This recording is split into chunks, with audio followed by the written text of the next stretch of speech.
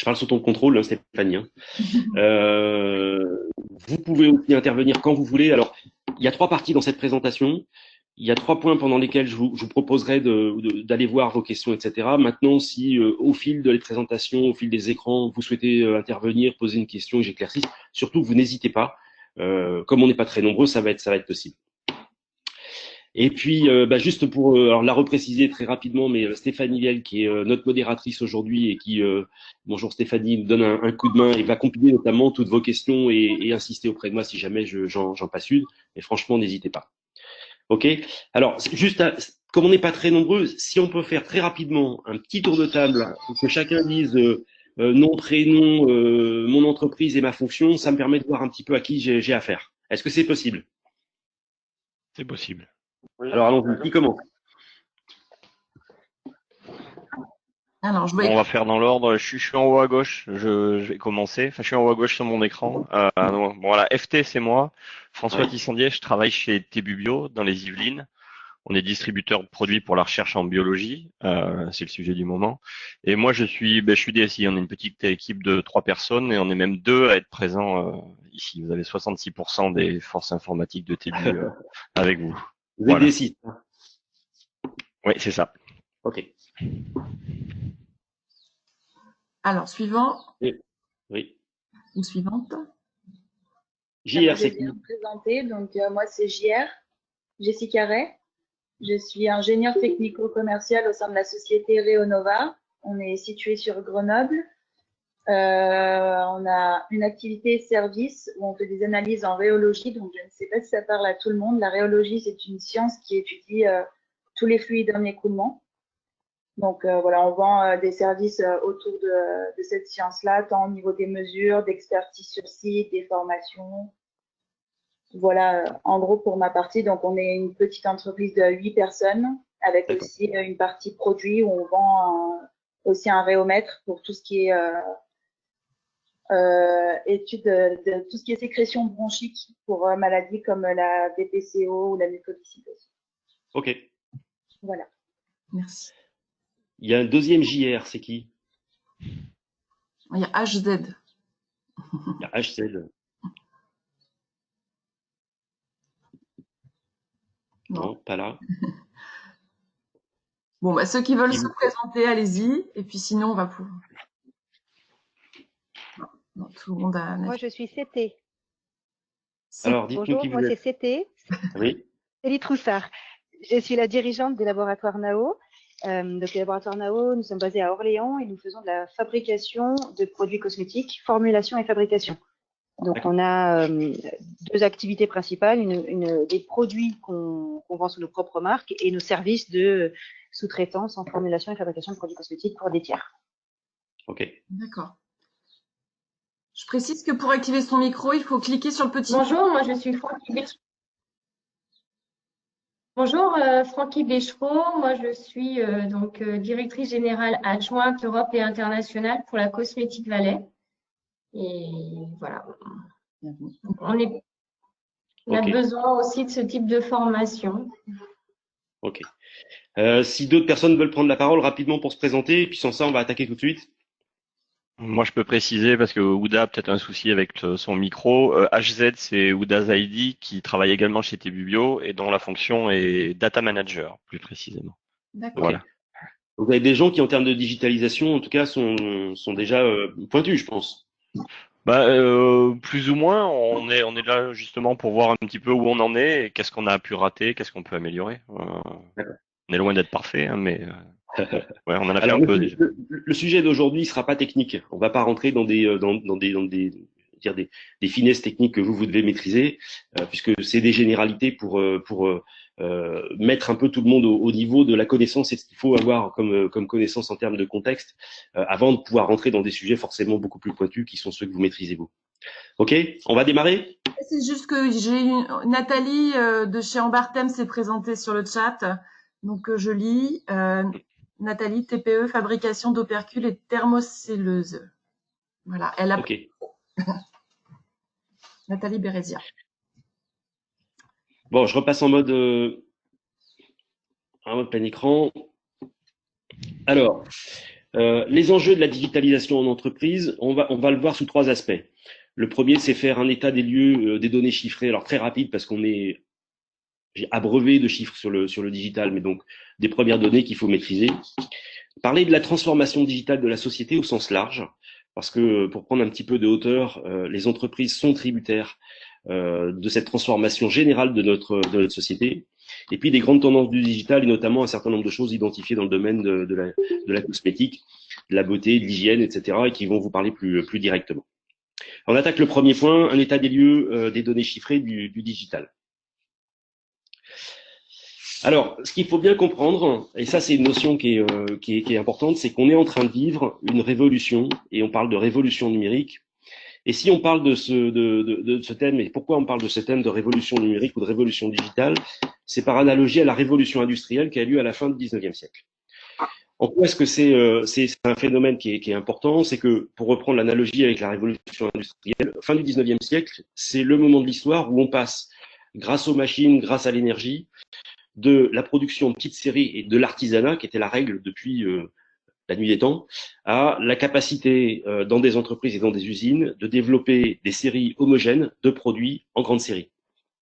Et c'est en ce sens-là qu'il y a une révolution. C'est-à-dire qu'on peut garantir à quelqu'un qui va acheter un produit qu'il l'achète à une année, l'année suivante, l'année d'après, à n'importe quel endroit du globe, puisque c'est ça aujourd'hui, il aura le même produit avec la même qualité de fabrication, le même produit que s'il l'avait acheté ailleurs différemment.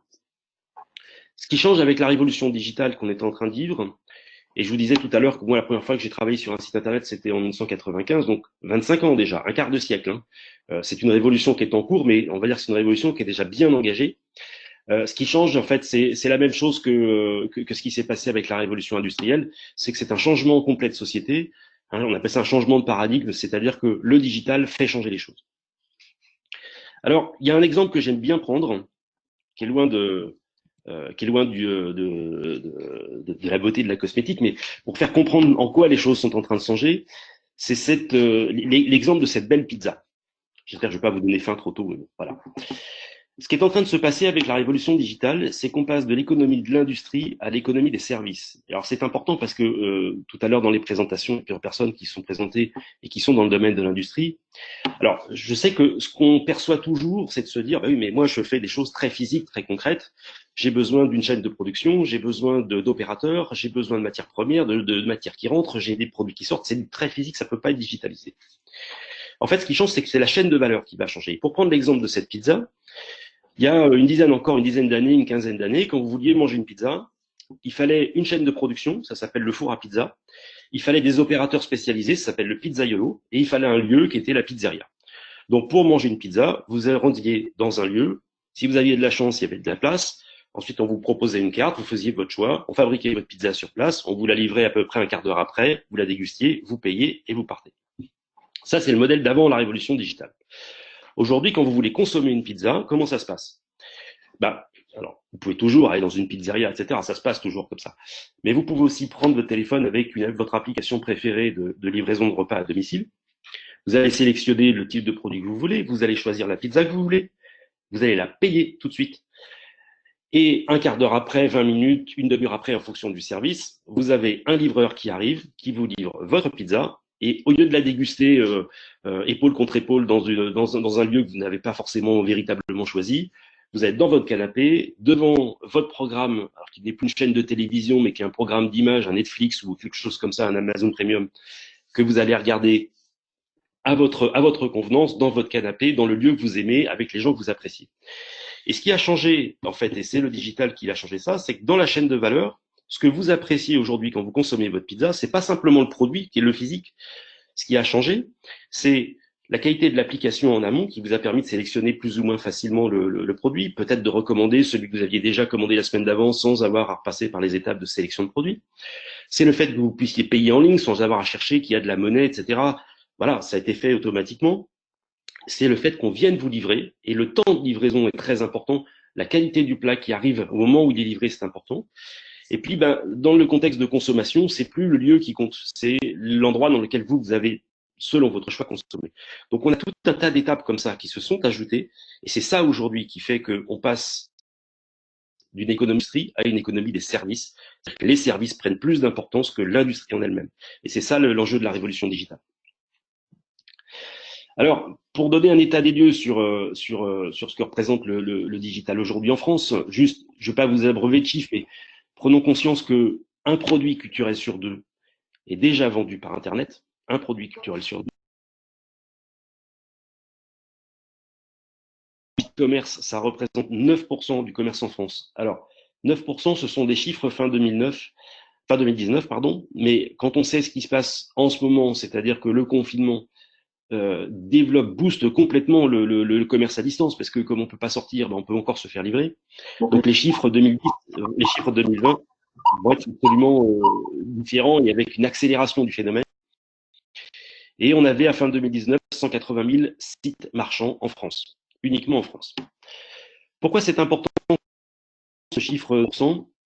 Je vais juste reprendre un chiffre que j'ai cité à certains de mes étudiants il y a encore quelques années, à l'époque où le e-commerce représentait 2%. Excuse-moi Pascal, est-ce qu'il n'y a pas un problème de son là? Quelqu'un pourrait couper son micro? J'entends double moi, je ne sais pas si c'est tout le monde pareil. Mais il faudrait que les personnes coupent son micro. J'ai pas en double moi le son. Hein. J'ai pas en double, le son est clair. J'ai pas de souci. Si jamais quelqu'un a son micro allumé, voilà. Merci. Alors pourquoi c'est important? Si je peux reprendre, j'ai entendu vaguement aussi un son, mais bon ça va. Pour le moment ça va. Si vous êtes gêné, vous me dites. Donc je discutais je présentais à des étudiants à l'époque le e-commerce, ça faisait 2%, et j'ai un étudiant qui me dit oui mais on s'intéresse aux 2%, on devrait parler des 98%. C'est-à-dire que parlons de la grosse proportion, parlons pas du 2 petits % du e-commerce. Et la réflexion que je lui faisais, c'était de lui dire 2%. Quand les années vont bien, c'est la marge nette de la grande distribution. Si ces 2% ne sont plus là, le modèle économique ne tient plus. Et je lui avais expliqué que moi je considérais que l'accélération elle allait se faire au moment où le e-commerce allait basculer à 10% de l'activité. Et on voit aujourd'hui qu'en fait tous les secteurs sont en train de bouger. Il y a 10 ans, quand on était à la Fnac, on regardait Amazon de loin en se disant c'est des rigolos ceux-là avec leur bibliothèque en ligne. Aujourd'hui, ça fait plus rire du tout Amazon. Et ça s'est passé en quelques années. Et la bascule, elle est vraiment en train de se passer là. Et je crois même, si c'est une opportunité de la situation, que le confinement qu'on vit tous dans le monde va accélérer les choses en matière de e-commerce. Le e-commerce, c'est pas la seule chose qu'il faut voir, c'est pas le seul aspect de la digitalisation, mais c'est en bout de chaîne finalement, c'est quand on est au contact du consommateur. Si je peux vous donner également, alors d'autres chiffres.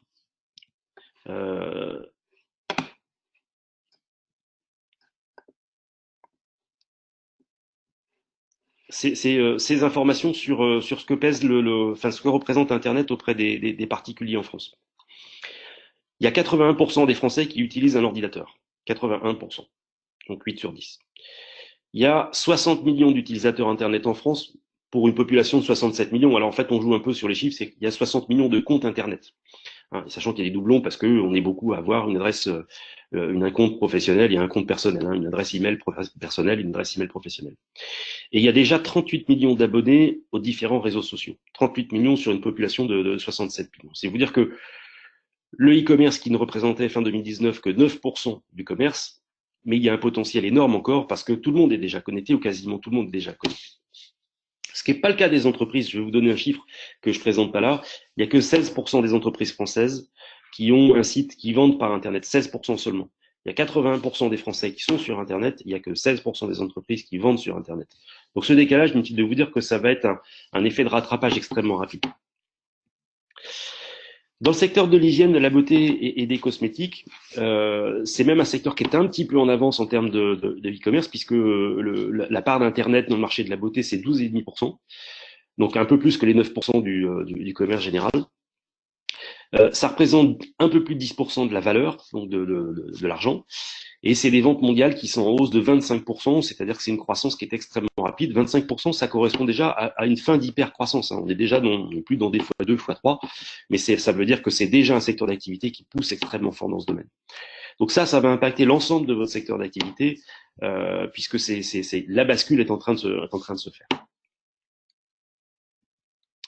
Alors, est-ce que sur cette première partie, il y a des questions déjà, des points sur lesquels vous souhaitez que je réponde? J'ai essayé d'être très synthétique et de vous sensibiliser sur ce point de bascule qui me paraît être le moment important en ce moment.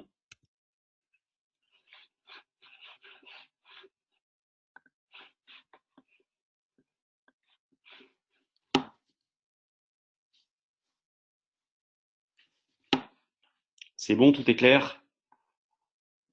Des questions par rapport à ça, je les vois sur le chat. Si vous voulez poser vos questions par écrit, on est en train de regarder ce que vous pouvez nous interroger. Mais bon, c'était une première approche synthétique.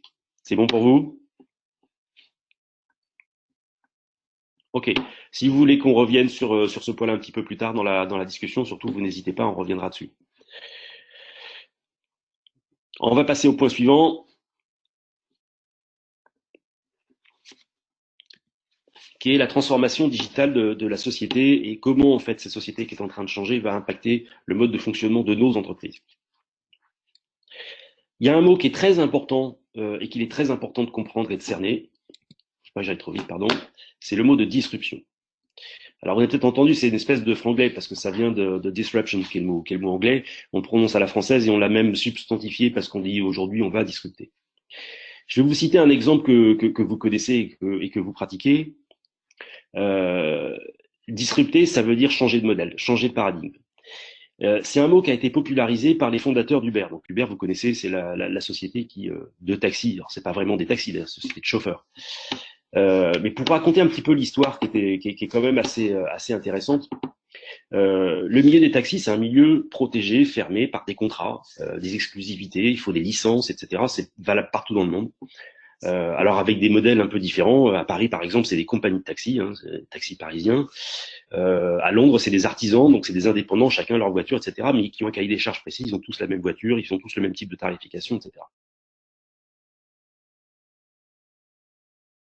Les jeunes Américains qui sont à Paris, c'est une histoire vraie puisque c'est l'histoire des fondateurs d'Uber. Ils sont à Paris et c'est un jour de grève. Alors c'est vraiment le cliché, quoi. C'est les Américains à Paris, c'est la grève.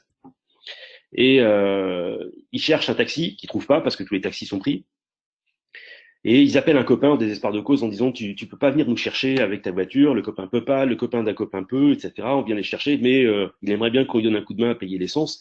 Et les garçons disent de toute façon la course de taxi, quitte à la donner, puisqu'on peut pas la donner au chauffeur de taxi, on peut la donner au copain qui vient nous chercher.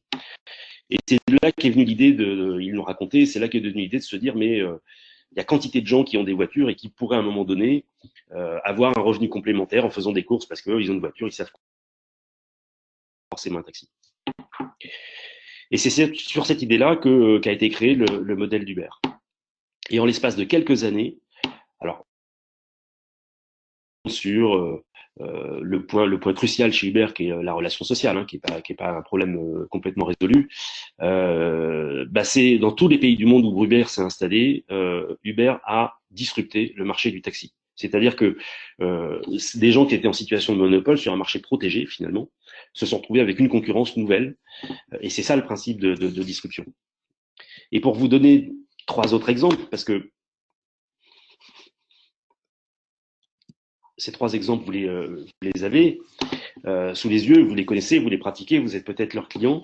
Airbnb, Amazon et Facebook, malheureusement 3 Américains, j'aurais aimé voir des Européens là-dedans, mais ce sont des Américains, réalisaient que la plus grande chaîne hôtelière du monde ne possède pas la moindre chambre. La plus grande chaîne hôtelière du monde, aujourd'hui, qui est Airbnb, ne connaît pas la moindre chambre. Alors, je joue sur les mots, disons chaîne hôtelière, mais je vais revenir dessus. Le plus grand commerçant au monde n'a pas la moindre boutique. Alors, il y a des petites tentatives, pas des tentatives, mais des démonstrations. Il y a un magasin sans caissière à New York, etc., pour montrer ce que ça pourrait donner. Mais le plus grand commerçant du monde n'a pas de boutique. Et le média le plus puissant au monde n'a pas un seul journaliste. Facebook, c'est 2 milliards de comptes dans le monde. 2 milliards. Pour vous dire, le média le plus puissant en France avant Facebook, c'est TF1. Chez TF1, quand on fait 20 millions d'auditeurs sur une soirée, c'est une finale de Coupe du Monde de football, donc ça arrive pas tout le temps. Et encore, il faut que la France soit présente. Et là, on sort le champagne. 20 millions. Facebook, c'est 2 milliards. Et ils n'ont pas un seul journaliste, parce que il y a un autre mode qui s'est installé, une autre façon de fonctionner. Et ces sociétés-là, qui sont toutes nées entre 10, 15 et 20 ans pour les plus anciennes, enfin Amazon, ça a un peu moins de 20 ans, ces sociétés qui sont sorties ont complètement révolutionné, complètement disrupté des marchés qui étaient pourtant a priori protégés. Pour faire des chambres d'hôtel, il fallait des investissements colossaux, il fallait des immeubles, des emplacements, du foncier dans des villes, ça coûte extrêmement cher, il faut des financements extrêmement conséquents. Et en fait, Airbnb a proposé autre chose, c'est-à-dire a proposé de partager en fait des logements, de partager des lieux, etc., et de faire en sorte que finalement chacun puisse, avec un moteur extrêmement puissant qui est générer des revenus additionnels, que chacun puisse devenir hôtelier et proposer une offre qui est beaucoup plus variée que ce que peut proposer une chaîne d'hôtels avec en général des modèles standardisés, toujours la même chambre partout dans le monde, etc. Et si ça s'est fait sur ces marchés-là, ça veut dire que ça peut se faire sur n'importe quel marché. C'est-à-dire qu'aujourd'hui, personne ne peut dire, moi je suis à l'abri, tranquillement installé dans ma région, il y a des barrières à l'entrée qui sont un savoir-faire, des machines, je suis le seul à les avoir, etc. À l'autre bout de la Terre, ou peut-être à quelques kilomètres de chez vous, il y a peut-être 2-3 ingénieurs un peu malins qui sont en train d'inventer quelque chose qui peut mettre en cause votre modèle économique. Et plutôt que de subir la disruption, il faut essayer de l'anticiper, il faut essayer de l'apprécier, et puis il faut s'y mettre. Alors, on dit souvent quand j'interviens, oui, mais c'est plus facile de disrupter dans le domaine des services parce que les services peuvent être numérisés que dans le domaine de l'industrie. Je voudrais vous parler de cette société, qui ont bien connu les plus de 40 ans. C'est un leader mondial qui s'appelle Kodak, et qui n'existe plus aujourd'hui. Kodak, pour vous situer, en 1996, c'était le leader mondial de la pellicule photo. C'était 80 000 salariés. C'était des usines partout dans le monde, comme celle-ci, qui est, je crois, à côté de Denver. Donc, on voit très grosse installation. Et ça pesait de mémoire 16 milliards de dollars de chiffre d'affaires. Aujourd'hui, ça n'existe plus. La société a fait faillite en 2012. C'était aussi une des principales valeurs de la bourse de New York. Et qu'est-ce qui s'est passé, en fait? Alors, juste peut-être pour expliquer, c'est la photo de gauche, pour ceux qui n'ont pas connu. Avant, quand on voulait faire une photo, il fallait un appareil photo, il fallait mettre dedans ce film qu'on appelait une pellicule. On installait ça dans son appareil photo, on espérait que ça se mette bien en place, on prenait ces photos sans savoir ce qu'on allait prendre, puisqu'on n'avait pas de retour. Et puis quand la pellicule était terminée, il fallait bien la rembobiner, on la mettait dans une petite boîte bien au sec, bien au noir, on amenait ça chez un photographe qui faisait un tirage sur du papier, et là, une semaine après, on découvrait les photos de vacances qu'on avait prises. Donc il y avait un effet surprise qui était génial, mais c'était quand même l'économie de la rareté, c'est-à-dire qu'on avait quelques photos et puis il y avait des photos ratées. Hein. Bon, et puis il y a un appareil qui est arrivé qui s'appelle l'appareil photo numérique. Première disruption. Et Kodak n'a pas foncé dans ce domaine-là, ils n'ont pas cru à cet appareil, et ils n'ont pas cru principalement parce que eux, dans la chaîne de l'appareil de la photographie, eux, ce sont les spécialistes du film, c'est les spécialistes de la bobine, c'est pas les spécialistes de l'appareil. Et ils se sont dit, ben non, ça marchera jamais, ben non, on est des gros leaders, on domine le marché, comme nous on bloque, le marché ne se développera pas. Et en l'espace de quelques années, l'appareil photo numérique a complètement écrasé, fait disparaître le marché de la pellicule photo. Et puis le coup de grâce supplémentaire, c'est ça, parce que vous en avez un probablement, c'est le smartphone. Aujourd'hui, avant c'était un téléphone, hein, maintenant c'est une espèce de couteau suisse qui sert à faire plein de choses. Et une de ses fonctions principales aujourd'hui, c'est de faire la photo. Donc le marché de l'appareil photo numérique s'est lui-même fait disrupter par le marché du smartphone. Donc c'est vous dire qu'en l'espace de 20 ans, il y a eu 2 tsunamis qui sont passés et que nos ex-amis de Kodak qui étaient leaders mondial, ils ont disparu. Donc faut pas se dire parce que je suis dans l'industrie, moi je suis pas aussi disruptable que le domaine des services. Il faut pas se dire qu'on est à l'abri. C'est pas pour effrayer, mais c'est de se dire qu'il faut avoir de vraies prises de conscience et que même quand on est installé sur un marché avec des positions de leaders mondiaux, on n'est pas à l'abri de se faire disrupter et de se faire balayer du jour au lendemain. J'espère que je vous fais pas trop peur, mais tous les leaders industriels n'ont pas subi ce qu'a subi Kodak. Alors, pour parler d'usage numérique et d'impact sur les entreprises, et notamment comment les entreprises repensent leur modèle économique. Eh bien, il y a 5 choses qui aujourd'hui impactent les entreprises. C'est de savoir inventer de nouveaux business models, donc de nouveaux modèles économiques. Ça veut dire qu'on ne gagnera plus de l'argent de la même façon. Je vous ai parlé toute de la chaîne de valeur de la pizza. Si vous n'êtes pas bon en livraison, vous pouvez plus gagner de l'argent sur le modèle de la pizza. Il y a toujours encore nos petites pizzas de quartier, mais si vous voulez prendre le marché de la pizza, il faut être bon sur la livraison. Et pas que sur la livraison. C'est aussi de nouvelles pratiques, c'est-à-dire qu'on doit changer de façon de faire, de façon de produire, de façon de concevoir, de façon de travailler, de façon de monter des équipes. Il y a aussi des choses qui changent dans ce domaine et on va y revenir. C'est de nouveaux écosystèmes entre l'interne et l'externe. L'approche des marchés hybrides. Il y a 20 ans, quand on a travaillé par exemple et qu'on avait choisi de travailler avec la grande distribution, on n'avait pas ces magasins en propre parce que la grande distribution considérait que si vous montez vos chaînes de magasins en propre à côté de la grande distribution, c'est que vous faites concurrence. Donc vous ne pouvez pas faire concurrence à votre client. Aujourd'hui, tout ça, ça s'est complètement hybridé. Vous pouvez très bien travailler avec un réseau de distribution, que ce soit en B2B ou en B2C, et avoir votre propre site internet et faire vos propres commerces sur votre site internet. Les choses se sont mélangées, se sont hybridées. C'est de nouveaux concurrents, c'est-à-dire qu'il y a des nouveaux entrants. On l'a vu avec les 3 exemples que je donnais tout à l'heure avec Airbnb, Facebook et Amazon. Il y a de nouveaux entrants qui apparaissent. Et puis, il y a un phénomène très important, très soutenu, qui est celui des startups. Donc, en fait, c'est quoi? C'est des petites structures extrêmement agiles, extrêmement dynamiques, qui peuvent lever des fonds et du jour au lendemain apparaître sur un marché. Là, vous pensiez que vous étiez relativement à l'abri, un certain nombre de concurrents qui se connaissent, qui se pratiquent. Et les marchés sont en train de s'ouvrir parce qu'il suffit que quelqu'un invente quelque chose d'intelligent, qu'il trouve des fonds pour développer cette intelligence, pour que en fait, vous vous retrouviez avec de nouveaux concurrents. Et puis, nouveau management. Alors, c'est la clé, c'est-à-dire que il faut être capable, comme à chaque fois qu'il y a une révolution, il faut être capable de penser que le mode de management est renouvelé. Pour reprendre la similarité avec la révolution industrielle, avant la révolution industrielle, le savoir-faire de production, il était détenu par des gens qui étaient des excellents producteurs. C'est-à-dire qu'il y avait des maîtres de forge des maîtres de forge dans l'acier, par exemple, ou dans la fonte. Il y avait des maîtres artisans qui chacun maîtrisait l'art de leur métier. Et puis l'industrie est arrivée et a balayé tout ça. Ça ne veut pas dire que les compétences n'ont pas continué à exister, mais ça veut dire qu'on a produit de façon différente. Et c'est la même chose avec ce qui est en train de se passer dans le digital. Si on n'a pas l'intelligence de renouveler le management et de le voir de façon différente, c'est un peu la clé. C'est ça qui est capable de générer la transformation, c'est pas l'inverse. Alors, je désigne forcément un certain nombre de choses qui sont en train de se passer et je voudrais juste attirer votre attention sur ces 3 choses. Avec le digital, il y a un phénomène qui est en train de se passer, dominant, c'est l'accélération du temps. C'est-à-dire que tout va plus vite. Tout va plus vite à l'échelle de la concurrence, tout va plus vite à l'échelle des clients, et donc tout doit aller plus vite à l'échelle de l'entreprise. Et là, je voudrais attirer votre attention sur 3 notions qui sont les sprints, ce qu'on appelle les sprints, les méthodes agiles et le lean management. Alors, je ne vais pas rentrer exactement dans le détail parce qu'il faudrait un webinaire comme celui-là pour parler de sprint, de méthode agile ou de lean management, mais juste vous sensibiliser à ces 3 notions et vous dire d'aller chercher les informations complémentaires ou de vous intéresser à ces sujets.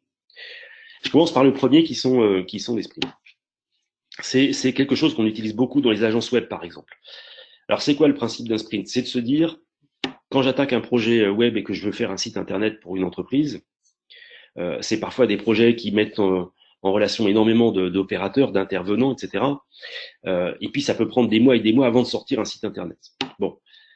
Et je vous disais qu'il y a accélération du temps. Donc, des mois et des mois avant de sortir un nouveau site internet, c'est s'exposer à une concurrence qui va aller plus vite, etc. Donc, on fait des sprints, ce qu'on appelle des sprints, c'est-à-dire qu'on se dit, pendant une semaine, on va développer une fonction, et puis cette fonction, on va la mettre en ligne.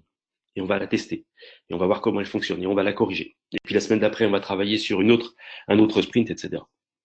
Donc c'est une façon différente de voir, y compris des projets lourds et des projets industriels, c'est d'avoir des petites accélérations successives pour, dans une vision globale évidemment, arriver à la livraison du projet. En fait, on touche déjà au cœur de l'agilité quand on parle de sprint, c'est la même chose avec ce qu'on appelle les méthodes agiles, c'est-à-dire que, alors il y a la traduction web de méthodes agiles qu'on utilise dans le développement de sites internet, mais de façon plus globale, les méthodes agiles, ça veut dire que on va monter des équipes à structure variable, par exemple. Tout à l'heure dans la présentation, des personnes disaient qu'elles appartenaient à une DSI. La vision du chef d'entreprise qui veut digitaliser son entreprise ou qui veut digitaliser une fonction de son entreprise, quand il a une DSI, c'est logiquement de se tourner vers sa DSI en disant c'est vous les experts, c'est vous c'est vous les maîtres de l'art, donc à vous de piloter tel projet. Et en fait, je pense que je vous choquerai pas si je dirais que la vision aujourd'hui du manager, c'est de se dire la DSI que j'ai dans mon entreprise, ça peut être une partie de la ressource, mais elle est déjà bien occupée, bien staffée. On va aller chercher des ressources complémentaires. Ça peut être la DSI qui va les piloter, ça peut être aussi le chef d'entreprise ou une autre fonction d'entreprise qui va aller chercher des fonctions complémentaires. Et puis, on va monter des équipes internes, externes, mixtes, le temps d'un projet, et uniquement le temps d'un projet, pour faire aboutir ce projet. Et les méthodes agiles, c'est un petit peu ça, c'est de se dire qu'en termes de management, on fonctionne plus en silo, en se disant j'ai ma production, mon commercial, mon marketing, ma finance, etc. On hybride un petit peu les fonctions et on hybride aussi l'interne et l'externe. Et enfin, pour parler de lean management, alors lean management, c'est un concept qui a été développé chez Toyota, donc le constructeur automobile, à partir de 1945, donc à la fin de la Deuxième Guerre mondiale. Pour vous situer un petit peu l'atmosphère du Japon à la fin de la Deuxième Guerre mondiale, c'est un pays qui a perdu.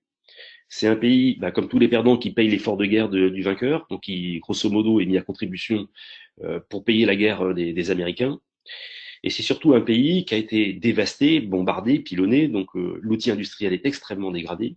Il y a des problèmes d'approvisionnement de matières premières, les chaînes sont rompues en permanence, il faut imaginer de l'industrie où de temps en temps il y a des coupures électriques, etc. Donc il y a vraiment des difficultés et l'univers est vraiment incertain. Et puis il y a un phénomène économique, c'est qu'il n'y a plus d'argent. Donc quand on fabrique des voitures, qu'on a fabriqué des machines aussi pour l'économie de guerre, faut le dire, et qu'on passe dans une économie de paix et qu'il n'y a plus d'argent, il faut s'adapter. Et ce qui a été fait chez Toyota, c'est qu'on a mis en place ce qu'on a conceptualisé comme le lean management, c'est-à-dire qu'on a identifié un certain nombre de choses qui sont importantes, et notamment comment on réagit quand on a une rupture d'approvisionnement. Comment je fais, par exemple, pour produire des automobiles quand mon fabricant de pneus ne peut plus produire mes pneus, et qu'il faut continuer à travailler. Et une chose qui est extrêmement importante, c'est que dans ce qu'a mis en place Toyota, pour la première fois dans l'industrie, c'est toujours des modèles qui sont valables, c'est qu'on a intégré l'aspect humain. C'est-à-dire qu'on ne s'est pas seulement parti de l'aspect physique, ou de l'aspect de production, ou de l'aspect de marché, on a intégré l'aspect humain. Et c'était une révolution pour les Japonais, parce que c'était une société très, très, très cloisonnée, qui l'est toujours un peu. Pour vous dire un peu la façon de fonctionner pensée d'un ouvrier japonais, s'il a une bonne idée, il va pas forcément la formuler parce que il veut pas que son contremaître perde la face. Inutile de vous dire que c'est pas évident de faire remonter les informations quand il y a une bonne idée chez un ouvrier pour simplifier une tâche, par exemple. La plupart du temps, il va pas le dire parce qu'il veut pas faire perdre la face à son chef. Et son chef apprécierait pas qu'on lui fasse perdre la face. Et chez Toyota, on a commencé à intégrer et à se dire que on pouvait pas progresser dans l'industrie, on pouvait pas progresser dans la production automobile si on tenait pas compte de ceux qui travaillaient physiquement sur la construction des voitures. Et on a intégré de plus en plus la personne humaine comme étant capable de produire de l'information, de la performance, etc. Alors je décris les choses de façon extrêmement globale. Transposez-le à ce que peut être la digitalisation d'une entreprise. Je vais vous donner un autre exemple sur lequel moi j'ai travaillé il y a quelques années, qui était un producteur ça comme ça, un émetteur de titres de restauration. Donc, vous voyez ce que c'est, titre de restauration. Il y a encore quelques années, c'est un chèque, c'est de l'argent. Donc le cœur de ces sociétés-là, à l'époque, c'était d'avoir une imprimerie capable de produire des titres de paiement infalsifiables. Voilà, donc en clair, ni plus ni moins le métier de la Banque de France, mais de le faire pour des titres restaurants. Et il y a quelques années, on comprend bien que ça peut pas continuer à durer, qu'on va digitaliser ça. La carte bancaire, ça existe depuis des dizaines d'années, et on a toujours ces chèques là qu'on remet chez le restaurateur doit tamponner le soir, etc. Enfin, un truc complètement has-been, complètement perdu. Et pour anticiper ça, l'entreprise décide, on en reparlera lors d'une conférence que j'animerai un petit peu plus tard pour le compte de Cosmetic Valley et de ce programme de formation, l'entreprise décidait de faire un audit de ses savoir-faire digitaux. En fait, ils sont partis du principe de se dire, on a peut-être des bonnes pratiques en interne, on sait peut-être déjà un certain nombre de choses et on va s'appuyer là-dessus. On va aller chercher la compétence en interne. Donc j'ai conduit cet audit avec cette société qui était faite de façon mondiale. Et on s'est rendu compte qu'il y avait une direction dans l'entreprise qui était extrêmement digitalisée, extrêmement en avance, c'était la direction financière. Parce que faire des factures, encaisser des règlements, faire des virements, suivre des comptes bancaires, gérer la trésorerie, etc., tout était déjà digitalisé, avec un logiciel de compta, avec le logiciel de la banque, etc., etc. Tout était déjà digitalisé. Et ces gens étaient, d'une certaine manière, extrêmement performants, puisque dans cette société qui a une activité mondiale, ils étaient capables, tous les 3 mois, de produire un bilan, un compte de résultat avec un delta de 15 jours. C'est-à-dire que le 15 janvier, on est capable de produire le résultat de l'année. Ce qui est une performance en termes de consolidation d'informations qui est extrêmement importante. Et donc, on est allé voir ces gens-là en disant, mais comment vous faites, comment vous travaillez, comment vous êtes adapté. Et on s'est appuyé sur le savoir-faire de ces personnes-là pour se dire, si un ticket restaurant, c'est un titre de paiement, la direction financière qui est déjà digitalisée peut nous apporter quelque chose. Et on a travaillé avec ces compétences-là. On est d'abord allé chercher ces compétences-là, qui n'étaient pas des compétences digitales par nature, mais qui étaient déjà fortement digitalisées. Donc la notion d'aller chercher dans l'entreprise et de voir où sont les compétences. Alors, dans une PME, ça peut être un garçon qui est rentré récemment et qui est au marketing ou qui est à la production, et qui est ce qu'on appelle un digital native, c'est-à-dire qu'il est né avec un téléphone portable dans la main, il est né avec Internet, et il est déjà très familier avec toutes ces notions. Et c'est peut-être ce type de compétences qu'il faut aller chercher dans un mode où on décloisonne, aller chercher la bonne personne au bon endroit, qui est déjà dans l'entreprise. Mais ça peut être aussi un prestataire, un fournisseur qui a une solution extrêmement performante, avancée, digitalisée, et avec lequel on va pouvoir travailler. Donc ces trois notions qui sont importantes dans un contexte d'accélération du temps.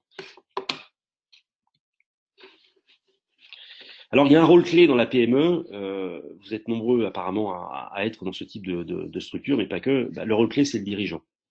Parce que le dirigeant de la PME, c'est tout à la fois un directeur commercial, un directeur de production, c'est un directeur financier, c'est un directeur du marketing, etc. Il s'occupe du juridique. Donc c'est vraiment le rôle clé. Et dans une PME, très clairement, s'il n'y a pas une initiative, s'il n'y a pas une intention qui est poussée par le dirigeant, le reste ne peut pas suivre complètement. Alors, ça ne veut pas dire que c'est la seule ressource et que c'est la seule personne. Je pense que quand on est en charge, par exemple, de DSI dans une PME, on amène des informations vers le niveau de direction, on sensibilise et on amène l'information que n'a pas forcément le dirigeant lui-même, la vision qu'il n'a pas forcément lui-même. Mais c'est vraiment le rôle clé. Donc, c'est quelque chose sur lequel il faut vraiment s'appuyer, vraiment travailler. Je pense que c'est ce que vous faites en initiant ce programme de formation. En tout cas, c'est la personne qu'il faut sensibiliser dans une PME. C'est là où les personnes, si jamais c'est une direction collégiale, et c'est vraiment là que ça se passe. Voilà. Donc, je reviens sur ce point. Est-ce que sur cette deuxième partie, je regarde si vous avez posté des questions à côté. Stéphanie, est-ce qu'il y a des questions sur cette partie-là? Non, il n'y a pas de questions. Il n'y a pas de questions. Une PMQ, ça donne un coup de vieux, c'est vrai, mais repensez que c'est quand même une histoire très très récente. Hein. On parle, voilà, c'est pas si vieux que ça, et on se rend compte du chemin qui a été parcouru, et de la vitesse à laquelle le chemin a été parcouru hein, sur ce sujet-là et sur beaucoup d'autres. Hein.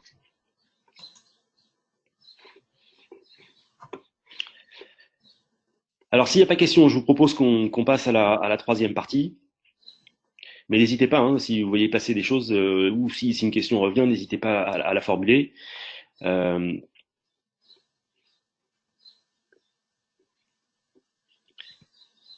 Cette troisième partie, c'est de parler des tendances du digital aujourd'hui, en tout cas de grandes tendances hein, identifiées, et puis quelques points plus précis sur le domaine de la beauté et de la cosmétique au sens large. Alors, comment le digital va impacter votre secteur, comme d'autres secteurs d'ailleurs, mais comment il va l'impacter on va parler d'un certain nombre de choses, de repenser la chaîne de valeur, de personnalisation de la production, de stratégie de vente omnicanal, et puis des termes un peu marketing, inbound marketing, influenceur, communauté, en tout cas des choses qui modifient le rapport au client final. On commence par la chaîne de valeur. Alors ce schéma, c'est un des grands penseurs du marketing qui l'a modélisé. Il s'appelle Michael Porter, c'est un professeur d'Harvard, professeur de marketing, et il a modélisé la chaîne de valeur dans une entreprise. Tout à l'heure, je vous ai bien parlé de chaîne de valeur quand je vous parlais de livraison de ma pizza, hein, depuis la commande sur l'application jusqu'à la dégustation dans le canapé. Michael Porter, il a identifié que dans une entreprise, et quelle que soit l'entreprise, et croyez-moi, ce schéma-là, j'ai essayé de l'appliquer à de très très nombreux cas clients, on peut l'appliquer partout. Pour lui, il y a 5 activités de base. Les 5 activités de base, c'est la logistique entrante, donc tout ce qui rentre dans l'entreprise, ce qu'il appelle les opérations. Alors, les opérations, c'est de la production quand on est dans l'industrie, c'est des services quand on est dans les services. La logistique sortante, donc ce qui est les livraisons, le marketing et les ventes, et les services aux clients. Ça, pour lui, c'est les 5 activités de base. Et ces 5 activités de base ne peuvent fonctionner qu'avec 4 activités de soutien que sont les achats, les développements technologiques, la gestion des ressources humaines et les infrastructures de l'entreprise. C'est-à-dire si vous n'avez pas ces 4 activités de soutien, les 5 en bas ne peuvent pas fonctionner. Je vais faire simple, hein, infrastructure de l'entreprise, si vous n'avez pas un atelier, un entrepôt, vous ne pouvez pas héberger vos machines. Bon. Et la mise en forme et la complémentarité de ces 9 éléments va justifier la marge que vous allez prendre. Si vous êtes performant dans ces éléments-là, la marge que vous allez pouvoir ajouter à ça, qui est la marge de l'entreprise, va être plus ou moins importante. Donc la flèche orange va être plus ou moins grosse pour schématiser. Alors, je reviens un petit peu sur les éléments. Ce qui compte vis-à-vis de chacune entreprise, c'est d'essayer d'identifier quelle est ma performance en matière de logistique entrante, comment ça fonctionne finalement. Et on voit en ce moment dans cette période un peu particulière de confinement, qu'il y a des ruptures d'approvisionnement, que les transporteurs ne fonctionnent pas exactement comme ils voudraient, qu'il n'y a pas forcément les opérateurs pour recevoir sur les quais de déchargement, etc. On voit à quel point la logistique entrante, c'est quelque chose qui peut être important. Parce que si vous avez un manque de continuité ici, on voit par exemple que pour fabriquer certaines choses, aujourd'hui on a un modèle qui est complètement mondialisé, où on se dit de toute façon en 48 heures je suis livré. Bon, mais s'il y a un petit grain de sable et en ce moment le grain de sable il est plutôt gros, on se rend compte que non, on peut plus être livré. Donc tout tombe. J'ai vu il y a une dizaine de jours que les chaînes de production chez Ferrari en Italie s'étaient arrêtées, pas parce qu'il y avait des gens malades, mais c'est arrêté parce qu'il y avait des pièces qui arrivaient d'Asie et qu'elles n'arrivaient plus. La logistique entrante, c'est un élément important et c'est un élément de performance. Les opérations, bien sûr, c'est le cœur, etc., de l'activité, que ce soit des services ou de l'industrie. La logistique sortante, c'est la capacité à livrer. Et quand je parlais tout à l'heure de la livraison à domicile de pizza, bon, ça porte le nom de livraison à domicile, c'est clair que si votre système de livraison n'est pas bon, vous pouvez avoir la meilleure application du monde que vous voulez pour vendre des pizzas, ça ne marchera pas. Le marketing et les ventes. Alors ça, c'est une vision très, très américaine d'intégrer dans la fonctionnement de base de l'entreprise le marketing et les ventes. Mais la vérité, c'est que c'est effectivement ça. On a parfois une vision, surtout quand on est industriel, une vision très productiviste, en fait, très très concrète, etc. Et moi, j'avais un prof qui me disait à quoi ça sert de vendre la peau de l'ours si on l'a, enfin, à quoi ça sert de tuer l'ours si on n'a pas vendu la peau avant, quoi. Il faut un petit peu penser les choses à l'envers. Et c'est voilà, l'exemple il est assez frappant. Et puis les services, bien sûr, parce qu'aujourd'hui, tout ce que vous mettez autour, et c'est ce que je disais tout à l'heure, on passe d'une économie de la production à une économie de service. Aujourd'hui, c'est devenu extrêmement important. Et ce qui va valoriser tous ces éléments-là, c'est les autres, c'est les achats, la techno, évidemment les ressources humaines, et puis bien sûr les infrastructures de l'entreprise. Donc si vous repensez cette chaîne de 5 éléments, en analysant bien chacun de ces points, en évaluant de quelle façon vous pouvez améliorer votre marketing, vos opérations, etc., votre logistique, vous pouvez améliorer la marge de votre entreprise. Et la digitalisation permet de rebattre les cartes et de repenser cette chaîne de valeur.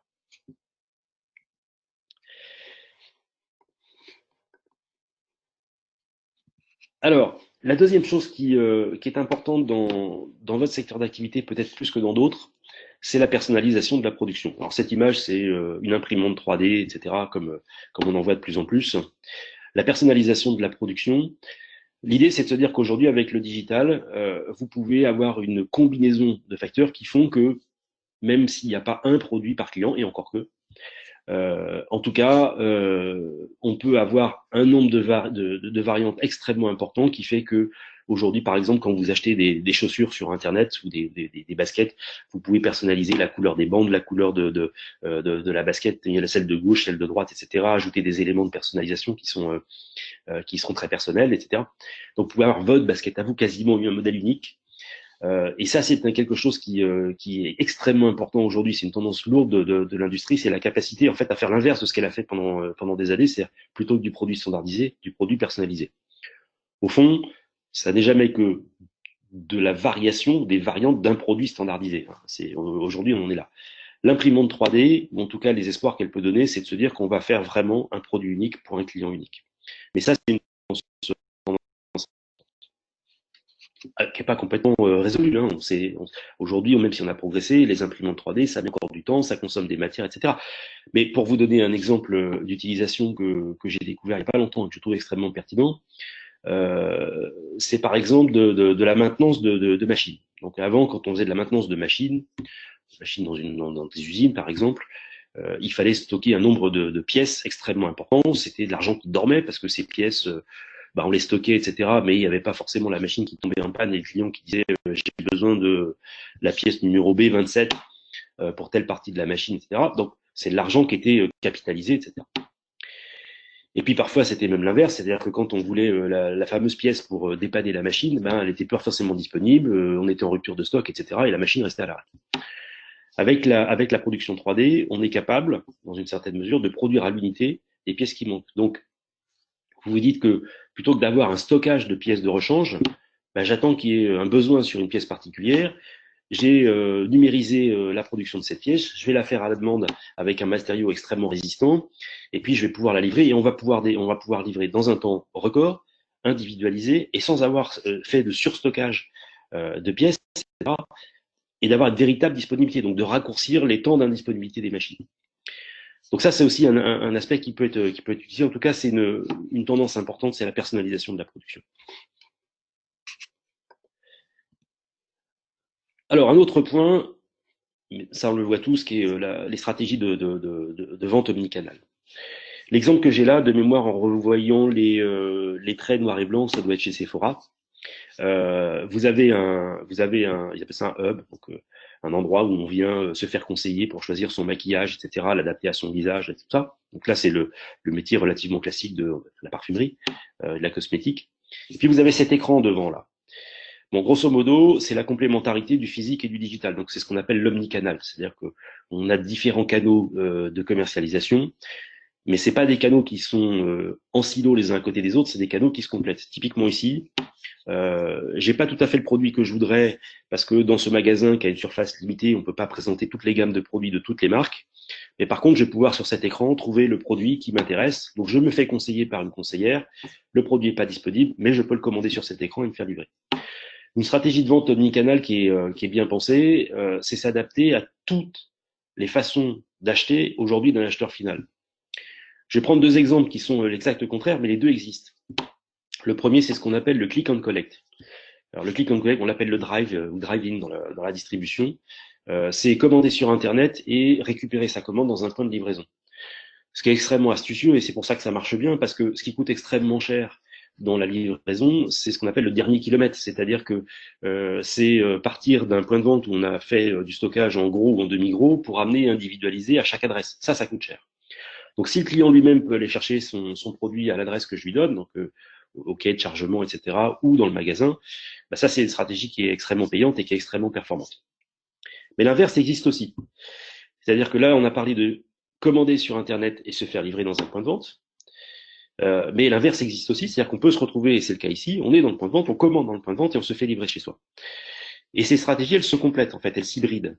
Donc aujourd'hui, les stratégies de vente qui fonctionnent, en tout cas quand on fait du B2C, c'est donc de la vente à des clients finaux, c'est des stratégies de vente omnicanal. Mais j'ai aussi vu plein d'exemples en B2B, c'est-à-dire en commercialisation d'entreprise à entreprise, plein d'exemples d'hybridation de systèmes commerciaux. Là, on avait des choses extrêmement formalisées, standardisées autrefois. On passe aujourd'hui à des modes de fonctionnement qui sont beaucoup plus hybrides, dans lesquels le digital a beaucoup d'importance. Et puis, alors pour utiliser ces termes, et avec cette image, je les connais absolument pas, hein, ces jeunes femmes, il paraît que ce sont des youtubeuses, des instagrammeuses extrêmement influençantes pardon, en Asie. Je pense que c'est du chinois d'ailleurs. Pour vous dire un petit peu comment fonctionner, puis après je vais préciser ce que sont ces termes, inbound marketing, etc. Il y a quelques années, dans le secteur de la beauté, quand vous vouliez vendre quelque chose au grand public, il fallait de la publicité, il fallait passer dans des médias majeurs et incontournables, c'est-à-dire si vous n'étiez pas en L, voilà, le marché vous était fermé. Il fallait éventuellement faire de la télé, donc on faisait ce qu'on appelait de l'outbound marketing, c'est-à-dire qu'on poussait des messages publicitaires vers les clients. Et puis les clients les recevaient et ils allaient acheter. Aujourd'hui, on fait ce qu'on appelle de l'inbound marketing, c'est-à-dire que on est un peu plus subtil dans la façon de faire. On va par exemple identifier un certain nombre d'influenceuses, comme ces personnes qui ont des communautés. Elles ont 10 000, 20 000, 100 000 followers, parfois 1 million, 2 millions. Et chaque fois qu'elles parlent d'un produit, il y a une influence énorme sur les ventes parce que les communautés qui les suivent et qui sont fans de ces personnes-là et qui ont confiance en elles parce que ce ne sont pas des professionnels au départ, se disent « mais moi je voudrais faire comme elles, je voudrais aussi tester et acheter ce produit ». L'inbound marketing, c'est par exemple dans le domaine du B2B, c'est faire un livre blanc sur un sujet. Vous êtes expert dans votre domaine et vous faites un livre blanc en disant voilà, moi je vous présente une synthèse de mon savoir-faire. Vous mettez ce livre blanc à disposition sur votre site internet et puis vous avez des gens qui vont télécharger le livre blanc. On va quand même négocier contre le téléchargement du livre blanc le fait d'obtenir un certain nombre d'informations, de coordonnées, d'adresses email, etc. Et puis on va pouvoir commencer à communiquer avec ces personnes-là.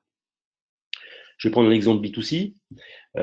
Imaginons qu'on soit producteur d'un fond de teint, par exemple, et on va entamer avec sa communauté une discussion, un échange qui n'est pas basé sur la vente, mais qui va être basé, par exemple, sur aidez-nous à définir ce qu'est la couleur du fond de teint idéal pour vous. Et puis on va proposer de recruter une centaine de clientes ambassadrices qui vont nous aider à définir quelle est la bonne teinte selon elles. Alors, vous imaginez qu'évidemment, ces personnes vont être extrêmement motivées. On va se battre un petit peu pour faire partie des 100. Déjà, il y a un premier effet d'attraction. Ces personnes-là, on va les identifier. On va les choisir évidemment parce qu'elles ont derrière elles une communauté qui est intéressante. Il y a des gens qui vont être prêts à suivre leurs recommandations, à suivre leur expérience. Et puis, on va les faire intervenir. On va les faire, par exemple, alors je ne sais pas comment, mais on va les faire travailler sur des couleurs, tester ces produits, voir sur elles pour définir la gamme de couleurs idéale de fond de teint. Et puis quand on va tester ces produits-là parce qu'on les aura réalisés en petite série, ben, on va les faire évidemment intervenir, se maquillant, testant le fond de teint, etc., en parlant à leur communauté, demandant des avis, etc. Et puis finalement, on va embarquer tout ça au moment où on va sortir les produits sur le marché. Bon, c'est un peu plus comme ça. Alors c'est peut-être très schématique et ce que je dis là, c'est assez théorique, mais c'est un petit peu plus comme ça qu'on fonctionne aujourd'hui et que le digital nous fait fonctionner que de façon un peu plus proctérienne, par référence à Procter & Gamble qui était la grande marque, la grande école du marketing avec ses lessives et on pousse et puis c'est l'importance de l'investissement publicitaire qui va faire les gains de part de marché. Aujourd'hui, ça fonctionne plus comme ça. Et voilà, il faut être un peu plus subtil, un peu plus travailler les influenceurs, les communautés. Et ça, c'est une tendance importante dans le domaine de la santé, de la beauté, de l'hygiène. Alors, 4 tendances identifiées, c'est pas les seules, c'est sans doute pas exhaustif, mais ça permet de les souligner. La réalité augmentée, la recherche vocale, la personnalisation et ce qu'on appelle le social shopping. Je commence par la première qui est la réalité augmentée. Alors cet exemple-là qui est montré, je crois que c'est Guerlain qui l'a développé. Alors le principe de la réalité augmentée, c'est quoi? C'est de prendre une image, d'y ajouter un certain nombre d'éléments grâce au digital, grâce au numérique, une couleur, un aspect, etc., une teinte, un contraste, etc., et puis d'essayer de réaliser ce qui n'est pas dans le réel, mais ce qui est dans le virtuel, mais de réaliser, d'avoir une image le plus proche possible de la réalité. C'est pour ça qu'on parle de réalité augmentée. Alors, quand on voit ça, et quand on connaît le secteur de la beauté et du maquillage, en tout cas quand on l'appréhende, on se dit que c'est juste une évidence. C'est-à-dire que la réalité augmentée, ça a été fait pour vous, ça a été fait pour votre secteur d'activité. Dis-moi mon beau miroir qui donc est la plus belle. C'est exactement ça, en fait, le principe de la réalité augmentée avec une tablette ou avec un smartphone. Voilà, donc un premier exemple qui me paraît moi extrêmement pertinent et qui va être une tendance extrêmement importante. On a envie de voir sur soi ce que va représenter la couleur d'un rouge à lèvres, par exemple, avant de l'acheter. Avant, on se rendait compte avec des palettes et puis on essayait éventuellement sur sa peau comme ça, mais là, on veut voir sur son visage ce que c'est. Et la réalité augmentée permet de le faire. Le second exemple, seconde tendance dont je voulais vous parler, je vais y arriver. C'est la recherche vocale. Alors, la recherche vocale, là, si vous voyez sur mon écran ce petit assistant vocal, tous les grands du secteur, Google, Amazon, Facebook, je crois, Apple, tous les grands acteurs du digital développent les assistants vocaux. C'est une des grandes tendances du moment. Et quand je disais que le digital, ça a 25 ans, celle-ci est beaucoup plus récente. C'est aussi parfois, si on a été un peu en retard ou si on a raté les épisodes précédents, je dirais, c'est quand il y a de nouvelles vagues comme ça qui arrivent qu'on peut d'un seul coup se repositionner sur le marché. Alors pourquoi est-ce que c'est intéressant les assistants vocaux? C'est que on sait quand on fait du digital, par nature, les doigts sont pris, le regard est pris, et puis il y a un certain nombre de situations dans lesquelles les sens sont occupés et on peut pas faire plus. Par exemple, quand vous êtes au volant dans une voiture, vous devez regarder la route, regarder la circulation, appréhender l'ensemble des éléments qui sont sur la route, tous les dangers qui peuvent venir, maîtriser votre véhicule, vos mains sont occupées, etc. Et typiquement dans la voiture, vous avez un sens qui reste disponible, qui est la voix.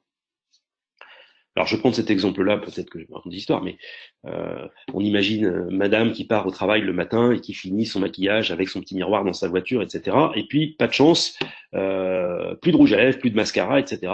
Et là, je suis au volant, je suis occupé à rouler, et avec mon assistant vocal qui est celui de ma voiture ou avec à la maison, je vais dire quelque chose comme dis-moi Google, commande mon rouge à lèvres favori. Voilà. Et la voix suffira, et la voix suffit déjà pour faire cette commande. Alors ça, c'est une tendance qui, à mon avis, va se développer aussi, et elle va se développer parce que les gros y vont. C'est-à-dire que si eux ont envie de développer, on sait que la recherche vocale va prendre de l'importance.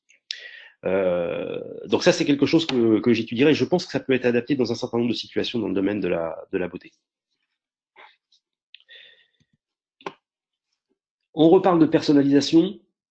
avec cet exemple, alors je ne sais pas comment ça se prononce exactement, Sentives ou Sentives, je ne sais pas comment on le prononce, peu importe, c'est une marque de cosmétiques new-yorkaise qui propose ce bar à cosmétiques où on vient vraiment concevoir, alors physiquement en fait, hein, au départ, on vient vraiment concevoir son maquillage, vraiment adapté, le tester sur soi, etc. Donc avec une personne qui est une sorte de petit chimiste qui fait les assemblages, etc. et qui permet d'avoir exactement la bonne couleur. Et on n'achète rien dans ce magasin en fait. Une fois qu'on a fait les essais, on va faire la production et on va livrer directement à la personne. Donc c'est une autre façon de penser de penser la cosmétique. Alors il n'y a qu'une marque comme celle-là qui peut démarrer ce genre de choses, mais ça peut aussi être une tendance extrêmement importante. C'est-à-dire que ça paraît évident, en tout cas, quand on imagine le secteur de la beauté, que la personnalisation est quelque chose qui va être extrêmement important. Et puis, quatrième exemple, quatrième tendance, en tout cas, qui est importante dans votre domaine, c'est ce qu'on appelle le social shopping. Donc, c'est le commerce à partir des réseaux sociaux, pour parler français. Aujourd'hui, tous les grands réseaux sociaux ont développé des boutons qui sont achetés, etc. Donc, il y avait une espèce de rupture avant, c'est-à-dire que dans le digital, même dans le digital, il y a des ruptures. On avait des sites internet pour commander, pour s'informer, pour commander des sites marchands, et puis à côté, il y avait les réseaux sociaux. Mais aujourd'hui, tous les grands réseaux sociaux se disent que ce sont eux aussi les prochains Amazon. C'est-à-dire que les gros opérateurs du digital sont rentrés dans une concurrence féroce entre eux, sur toutes les lignes du digital d'ailleurs. Et donc, vous avez sur Facebook des boutons pour acheter. Et là, on retrouve une complémentarité qui est extrêmement intéressante parce que même si on n'a pas de site internet, etc., à partir du moment où on est capable de pousser une offre sur les réseaux sociaux, à partir de comment on est capable de développer des communautés, d'avoir des fans, des followers, etc., qui vous suivent, aujourd'hui, par les réseaux sociaux, vous pouvez vendre. Et ça, c'est un peu plus récent aussi, c'est plus récent que le e-commerce en tout cas, le social shopping, et c'est une tendance qui va, à mon avis, exploser, parce qu'il y a Facebook avec ses 2 milliards de comptes ouverts, parce qu'il y a Instagram avec ses interactions, parce qu'il y a toute la jeune génération qui arrive et qui est née avec les réseaux sociaux, et pour qui aujourd'hui un site internet c'est déjà même pour certains un petit peu ringard, c'est quelque chose qu'on va plus voir, on a tout sur son smartphone et tout sur les réseaux sociaux. Donc ça c'est une tendance aussi importante et qu'il faut surveiller. Voilà. Alors je finis un peu par cette bouteille, surtout quand on est une PME, est-ce que la digitalisation c'est bien raisonnable? En fait, la question, c'est aussi comment les PME peuvent-elles tirer leur épingle du jeu de la révolution digitale. Elles sont coincées entre des grands donneurs d'ordre, des industriels ultra développés, et puis de l'autre côté, parfois des startups très agiles qui peuvent d'un seul coup, en l'espace de quelques mois, devenir une véritable menace dans certains métiers. Et la question pour l'entreprise de taille moyenne qui est un peu entre les deux, c'est de savoir comment on va se digitaliser. Et je vous le disais tout à l'heure en parlant de chiffres, il y a que 16% des entreprises françaises qui vendent sur Internet. Seulement 16%. Il y a 84% des entreprises qui ne vendent pas sur Internet. Alors c'est formidable, c'est forcément un énorme défi, mais moi j'aime bien voir aussi le fait que c'est une formidable opportunité. C'est-à-dire qu'il y a les deux aspects. Oui, ça peut modifier les règles du jeu. Oui, ça peut impacter votre modèle. Oui, ça peut compromettre même à l'avenir votre métier, etc. Et on l'a vu avec plein de secteurs. Mais ça peut être aussi une formidable opportunité. On n'a pas la chance d'avoir tous les ans ou tous les 10 ans une révolution telle que celle qu'on est en train de vivre. Ça veut dire que les cartes sont en train d'être distribuées, qu'elles peuvent être distribuées et que ça, c'est l'opportunité qu'il faut saisir. Donc, je ne peux que vous inciter à réfléchir à la transformation digitale de vos propres entreprises, avec un peu tous ces outils, de réfléchir à la façon dont on peut le faire. Si vous poursuivez, je crois, dans le cycle de formation, j'animerai une conférence pour Cosmetic Valley où on parlera de la façon dont l'entreprise peut concrètement mener cette révolution digitale. En tout cas, moi, je crois que c'est vraiment une opportunité pour ceux qui veulent y aller et je peux que vous inciter à vous engager dans cette voie. Alors Pascal, on a une question, des questions sur le chat de Céline Troussard. Pourriez-vous donner d'autres exemples de réalité augmentée en dehors du make-up, notamment sur du service? Oui, alors je vais reprendre sur le chat. Ouais. Il y a un secteur qui a extrêmement bien développé la réalité augmentée, c'est le secteur des musées et c'est le secteur du tourisme. Par exemple, aujourd'hui, j'avais vu il y a 3 ans en Italie, C'était en Toscane, il y avait un ancien château fort qui était une ruine, il n'y avait plus que quelques cailloux. Mais quand on le visitait, en fait, avec une tablette ou avec un casque de réalité virtuelle, ben, on était projeté au Moyen-Âge. C'est-à-dire qu'on était dans le lieu même, sur les remparts, en train de voir le château tel qu'il était, avec ses assaillants tel qu'il était plusieurs siècles auparavant. Et le secteur du tourisme a beaucoup développé ça parce que c'est captivant d'être dans un musée, d'être dans un lieu, etc. Et puis d'avoir par un casque de réalité virtuelle, d'avoir la situation telle qu'elle pouvait être il y a 10 ans, 20 ans, 100 ans ou voilà ou 10 000 ans. Donc ça, c'est un secteur qu'il a beaucoup développé. Alors je sais pas si ça répond précisément à la question que vous avez posée, mais c'est l'exemple qui me vient en tête. Alors chaque fois qu'on veut reconstituer quelque chose, ben la réalité virtuelle permet de le faire. Alors une autre application, je sais pas si ça s'est fait dans votre domaine, mais avec un casque de réalité virtuelle, par exemple, on peut imaginer qu'on se trouve dans une parfumerie virtuelle et puis qu'on va aller toucher les produits, tester, etc. Alors qu'on est dans son salon peut-être avec son casque et son application de réalité virtuelle et qu'on va aller voir concrètement la cosméto, le maquillage, etc. Ça peut être aussi une autre forme de développement de la réalité virtuelle appliquée au secteur de la beauté.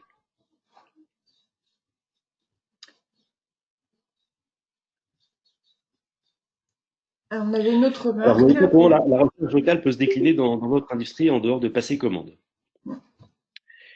Alors, ça c'est une question tout à fait pertinente, mais je vous la retourne en fait la question. En fait, la question qui se passe, c'est sachant que ça va se développer et que ça existe, comment est-ce que vous pouvez l'appliquer à votre entreprise? Et je reviens au graphe de Porter là sur la chaîne de valeur. Qu'est-ce que la commande vocale, qu'est-ce que l'interaction vocale pourrait apporter dans la chaîne de valeur de votre propre entreprise? En fait, c'est comme ça qu'il faut se poser la question. Parce que c'est naissant, hein, même si la voix, on écoute de la radio depuis très longtemps, hein, dans sa voiture par exemple. Et là, on n'a que du vocal. On n'a pas d'écran. Mais qu'est-ce que ça pourrait apporter dans votre chaîne de valeur à vous? Comment vous pouvez l'intégrer? Et vous avez raison, c'est sous forme de question aujourd'hui. C'est-à-dire que c'est quelque chose qui est les gros opérateurs s'y mettent, mais c'est le vocal aujourd'hui dans Internet, ça représente pas grand-chose. Et c'est sans doute une grosse opportunité. Si vous avez d'autres questions, c'est le moment. Hein. Comment? Non, je disais, si vous avez d'autres questions, n'hésitez pas à prendre la parole ou sur le chat ou en activant votre micro. Des remarques aussi.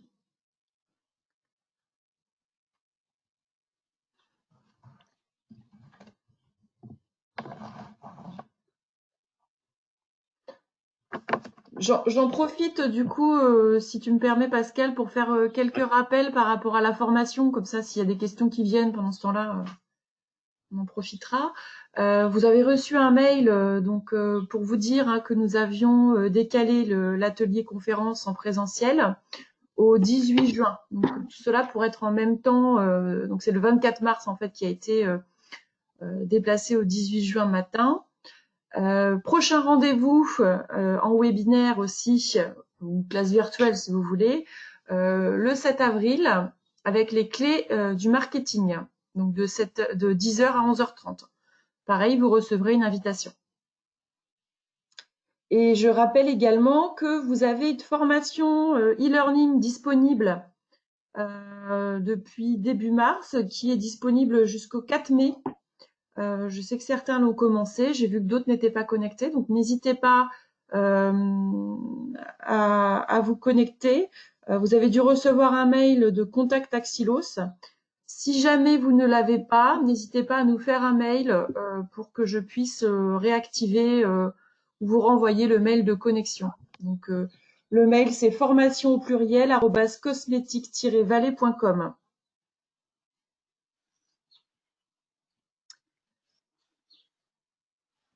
Ah oui, le questionnaire à la fin de la formation ne fonctionne pas. Alors, c'est juste que le lien, on me l'a remonté, le lien hypertexte ne fonctionne pas. En fait, il faut juste faire un copier-coller de votre navigateur. L'accès est refusé. Ah. Écoutez, je vais regarder ça. Ouais, je vais le refaire par audio, ça sera peut-être Ouais, plus simple. merci. En cliquant, ça va pour ouvrir le formulaire, qui Ouais. visiblement est un formulaire Google, mais qui dit que l'accès est autorisé seulement pour les membres de l'entreprise. C'est une question de droit de sécurité dessus, à mon avis, qui est pas réglée parfaitement, parce que ça ouvre, hein, mais ça dit tout de suite, désolé, vous n'avez pas les droits D'accord. d'accès, c'est seulement les membres de l'entreprise. Voilà, Ah c'est bah tout. merci de me le remonter. Du coup, je vous renverrai le lien à Pas de tous. souci. Voilà, merci beaucoup. Alors, est-ce que vous avez des questions? N'hésitez pas. Ou si vous souhaitez, je revienne sur un point plutôt plus précisément, n'hésitez pas non plus. Maintenant, pour libérer tout le monde, Voilà, j'avais une question, excusez-moi. Francky Béchereau, j'avais une question, je ne sais pas si vous m'entendez. Oui. si. C'était par rapport, peut-être une précision par rapport au lean management avec l'exemple de Toyota. Vous nous Ouais. avez dit qu'ils s'étaient justement basés sur l'expérience humaine et ensuite vous avez pris l'exemple du service comptabilité digitalisé et sur lesquels on s'était appuyé. Mais de quelle manière Toyota précisément s'est appuyé sur ses ressources humaines, sur ses compétences humaines pour le lean management? Alors en fait, pour comprendre le contexte de Toyota, c'est que Toyota, c'est une entreprise familiale. Enfin, en tout cas, juste après la guerre, c'est toujours une entreprise. Ça l'est toujours, hein, la famille est toujours présente, la famille des fondateurs. Donc ce sont des gens qui, dans la culture japonaise, sont extrêmement proches de leurs équipes, extrêmement proches de leurs salariés. Et c'est une société qui en fait s'est pris enfin, faut imaginer en 1945, c'est une société qui s'est pris une grosse claque pour parler directement, qui a perdu, qui avait une confiance entière parce qu'elle était une confiance entière en elle parce qu'elle était comment dire, sous pression d'une propagande militaire terrible pendant des années. Ils étaient persuadés qu'ils étaient les meilleurs au monde, et puis ils se retrouvent dévastés, défaits, perdants, occupés par une armée qu'ils peuvent pas encadrer, puisqu'on leur a dit que c'était des méchants pendant des années, et qui les a battus. Puis il y avait une occupation américaine, militaire américaine sur le sol japonais. Et dans ce contexte-là, il faut voir aussi que c'est une société la société japonaise en 1945, qui en fait est en train de passer du Moyen Âge au XXe siècle. Ça s'est passé comme ça. C'est-à-dire que c'est une société qui était extrêmement figée dans ses fonctionnements, extrêmement rétrograde. On en a encore quelques héritages hein, quand vous voyez les samouraïs, les yakuza, etc. Mais ça fonctionnait comme ça encore. Hein, même s'ils étaient dans des avions, c'était encore le fonctionnement. Et donc, chez Toyota, on s'est dit de toute façon, les bonnes idées, le bon fonctionnement, ça ne peut venir qu'avec les personnes. Et un exemple clé, alors aujourd'hui c'est un petit peu dépassé, mais c'est chez Toyota qu'on a inventé la boîte à idées. Un truc tout bête. Alors pourquoi boîte à idées? Je vous ai dit tout à l'heure que dans le fonctionnement social au Japon, un ouvrier ne donne pas une idée, il estime que ça peut nuire en fait à se compromettre en termes de réputation. C'est-à-dire le contremaître aurait dû avoir la bonne idée à sa place. Donc ça se fait pas, donc on le dit pas. On risque pas de progresser. Donc ils ont inventé ces boîtes à idées qui au départ étaient anonymes, et ça ressemblait ni plus ni moins à une petite boîte aux lettres. Et puis les gens mettaient des petits papiers en disant, moi je pense que si au lieu de faire le geste comme ça, je dis n'importe quoi, hein, si au lieu de faire le geste comme ça, je le fais comme ça, au lieu de passer 5 secondes à faire cette manipulation, je vais passer 3 secondes et sur la chaîne de production, on va tous gagner du temps et on va gagner en performance. C'est aussi à partir de ce moment-là que chez Toyota, à l'inverse de Ford hein, et du Taylorisme, où on avait la parcellisation des tâches, chez Toyota, on s'est rendu compte que l'usine serait plus performante si les équipes suivaient la fabrication de la voiture sur toute la chaîne. Alors, en fait, ils ont fractionné sur des grands ateliers, mais ça voulait dire qu'au lieu d'avoir les chaînes qui passent et puis les ouvriers qui posent une vis, une plaque, etc., qui donnent un coup de visseuse, etc., et puis la voiture s'en va, la suivante arrive, on recommence, etc., ils ont inventé le fait que, en fait, il y avait une équipe d'ouvriers qui suivait une voiture et qui faisait tout un certain nombre de tâches dans l'atelier jusqu'à la sortie de l'atelier. Et ça a été inventé parce que ce sont les ouvriers qui ont en fait suggéré que ce serait plus intéressant pour eux, plus riche, etc., plutôt que de visser, de faire la même opération toute la journée. À travers ces deux exemples, donc le fonctionnement en atelier et et des boîtes à idées, ça a été au cœur de la stratégie donc du lean management formalisé chez Toyota. Et c'est à partir de là qu'on a formalisé ce concept. Donc, je vous incite à on trouve plein de choses sur Internet qui précisent ça. Il y a vraiment des choses intéressantes à voir. Mais l'idée, c'est pas que ce soit purement théorique, c'est-à-dire savoir ce qui s'est fait chez Toyota en 1945. Bon, c'est bien pour la culture générale, mais ça nous avance pas beaucoup. Mais c'est de se dire comment on peut traduire ces idées-là dans nos entreprises d'aujourd'hui. Et il y a vraiment plein de choses à faire.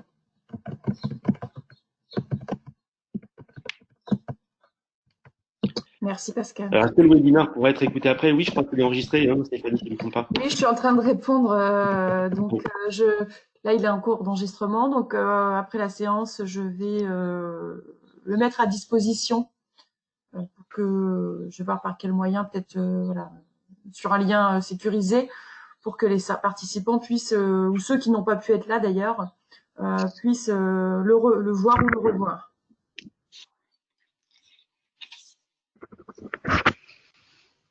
C'est sympa de dire que c'était top, merci. Donc pour le Google, en effet, merci. Il y avait un petit souci, donc n'hésitez pas pour ceux qui ont déjà suivi le module Améliorer votre culture digitale en e-learning. D'ailleurs, avec Pascal qui intervient aussi, vous le reconnaîtrez. Vous pouvez du coup utiliser ce lien.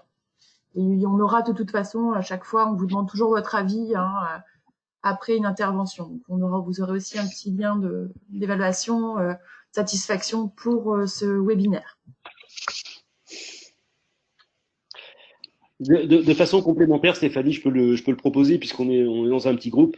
Si après coup il y a des questions, des points où vous me dites mais j'aurais aimé telle ou telle précision, je sais pas, on peut peut-être le communiquer par ton intermédiaire et puis moi je réponds par mail ou par le moyen que vous voulez. On peut peut-être aussi imaginer qu'on puisse mettre ça en place. Alors si je parle sous ton contrôle, hein, Stéphanie, si ça peut se faire, mais si vraiment là dans l'instant il y a un point, voilà, vous n'y pensez pas forcément, mais après en y réfléchissant, vous dites j'aurais dû poser cette question-là, n'hésitez pas, on peut faire Oui, ça. vous faites un mail à formation@cosmetic-valley.com et je transmettrai à Pascal votre question.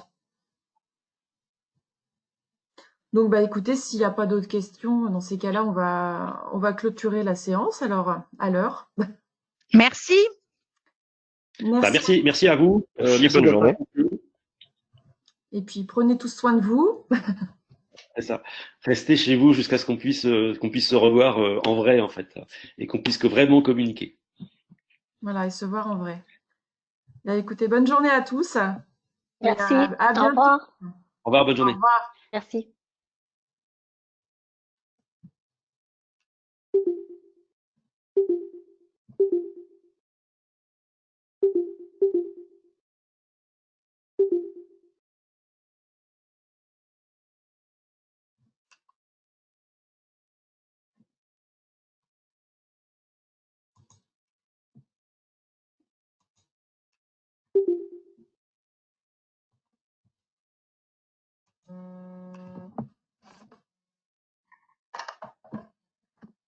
Oui. Salut.